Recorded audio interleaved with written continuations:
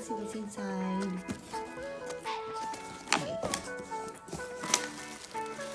Wow. This is something weird. What's your supplements?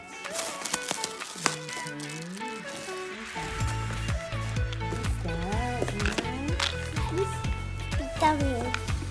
How about that? Thank you. Vitamin. G3. Okay. You like this?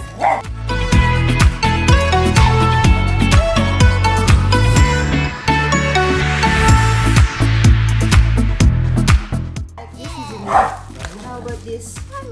How about Jungamals? Do you like this? Okay.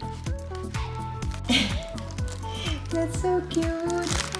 Okay, so G3, the superfood, and one of the favorite of Izumi, that this will be the Jungamals, okay, for kids up to 12 years old. So you always drink this, right? Yes. Every day, 100 chewable.